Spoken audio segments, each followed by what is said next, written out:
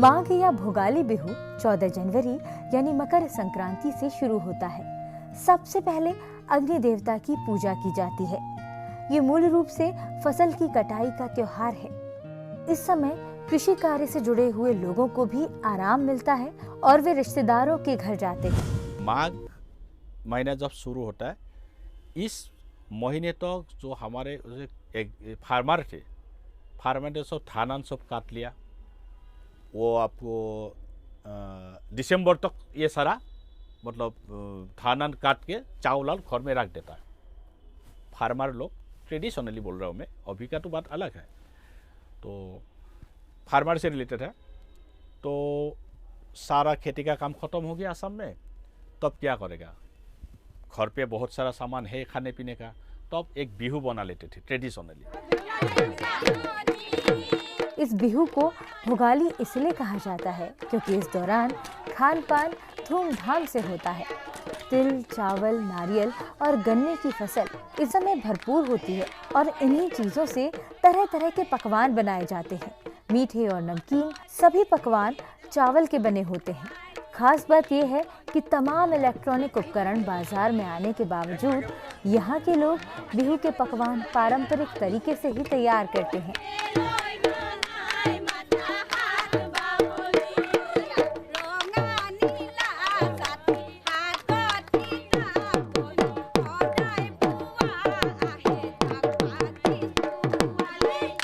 बदलते वक्त के साथ शहरों में बिहू पर्व का स्वरूप बदला है, लेकिन ग्रामीण क्षेत्रों में अब भी पुरानी परंपरा के तहत ही बिहू पर्व का आयोजन किया जाता है।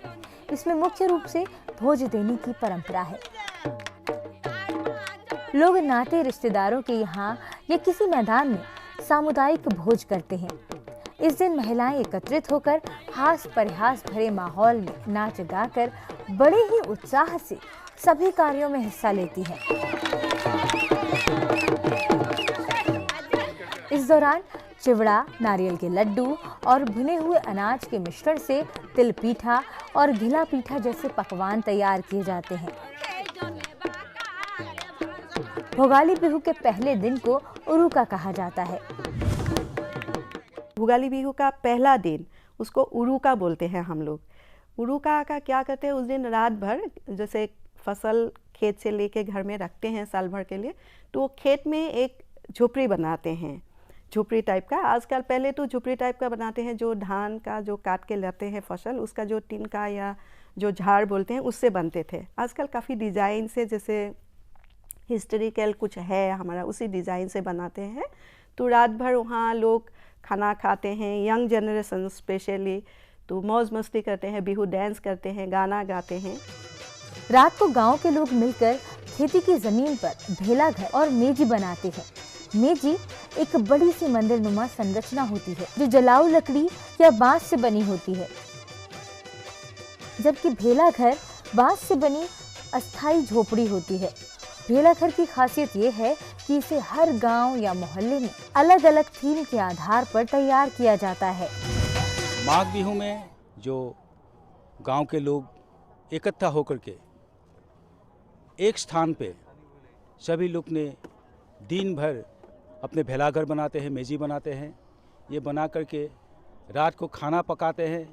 सब लोग इकट्ठा होकर के घर के लड़का लड़की बच्चा बुजुर्ग सब एक साथ बैठ करके प्रेम भाव से, सद्भाव से सब लोग एक साथ खाना खाते हैं और इसी के बीच लोगों ने आनंद तमाशा भी करते हैं।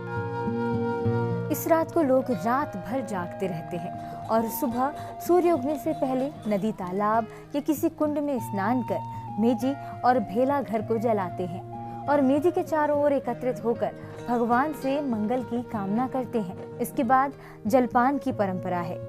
इसी दिन पूरे भारत में संक्रांति, लोहड़ी और पोंगल आदि त्योहार मनाए जाते हैं। बिहू का दिन हम सबसे पहले मेजी जो होता है हम लोग का, मेजी हम लोग यहाँ पर जलाया गया है। उसके बाद में अभी जो हम लोग का जो फूड है, जलपान बोलते हैं उनको, अभी डिस्ट्रीब्यूशन हो रहा है। तो ऐसे हम लोग 5 दिन तक रहेगा ये भोगाली मेला। इस बिहू में भी रंगाली बिहू सा उत्साह लोगों में नजर आता है। बिहू गीतों और नृत्य की धूम रहती है। लेकिन लोगों में सांडों की लड़ाई, पक्षियों की लड़ाई और अंडों का खेल जैसे आयोजन को देखने के लिए खासा उत्साह रहता है। हम लोग का असम में भोगाली बिहू में भैंस का जूझ होते हैं परंपरागत से, और बुलबुली सराय नामक एक पंछी है जो हाजू, असम का एक स्थान है हाजू में बुलबुली सराय का भी लड़ाई करते हैं, होते हैं। साथ में मुर्गी का भी जूझ होता है, और अंडा का भी जूझ होता है। ऐसे रंग तमाशा करते हैं। तीसरे प्रकार का बिहू काती या कंगाली बिहू है। चूंकि धान असम की प्रधान फसल है, इसलिए धान लगाने के बाद जब फसल में अन्न लगना शुरू होता है, उस समय नए तरह के कीड़े फसल को नष्ट कर देते हैं। इससे फसल को बचाने के लिए कार्तिक महीने की संक्रांति के दिन शुरू होता है काती बिहू। इस बिहू को काती इसलिए कहा गया है कि एक तो ये उत्सव कार्तिक के महीने में मनाया जाता है, दूसरा इस समय फसल हरी भरी नहीं होती है। काती बिहू के दिन किसान के खलिहान खाली रहते हैं, इसलिए ये महाभोज या उल्लास का पर्व न होकर प्रार्थना और ध्यान का दिन होता है। कार्तिक महीना में वो बिहू में लक्ष्मी पूजा होती है। खेत खलिहान में लोगों ने जो बीज रोपण करते हैं, उसके बाद उसको पूजा करते हैं। पूजा करने के बाद पैदा जब होते हैं तो लक्ष्मी को घर में ले आते हैं। इसके नाते काती बिहू नामक इस बिहू का प्रचलन असम में है। तुलसी का पौधा लगा के उसका नीचे दिया लगा के प्रसाद देते हैं और प्रणाम करते हैं, और खेत में जाके सब लोग प्रसाद और दिया लगाते हैं। और उसमें स्पेशल ये है कि एक लंबा सा बांस लेके उसका ऊपर एक दिया लगा के ऊपर खेत के बीच में लगा देते हैं। जितना ऊपर आप लंबा बांस दे सकते हैं, वो बोलते हैं आकाश बंती। ये इसीलिए दिया लगाते हैं कि फसल को जो खाने वाला जो कीट होते हैं, जो खराब करते हैं फसल, वो कीट दिया का रोशनी से आकर्षित होके उसका पास आएंगे, फसल खराब नहीं होंगे। तीनों प्रकार के बिहुओं का सांस्कृतिक, सामाजिक और आर्थिक महत्व है। बिहू असम के लोगों की भावना से जुड़ा हुआ है और असम की एकता का प्रतीक है।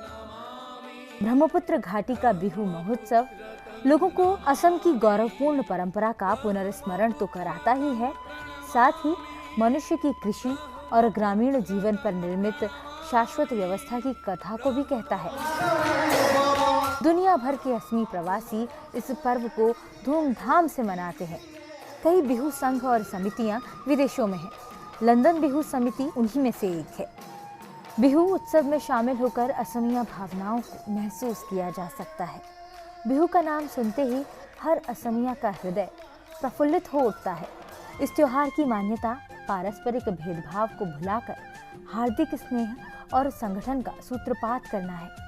यही कारण है कि अब बिहू केवल असम का त्योहार ही नहीं, बल्कि जाति और धर्म से कहीं ऊपर उठकर राष्ट्रीय एकता और अखंडता का प्रतीक बन चुका है।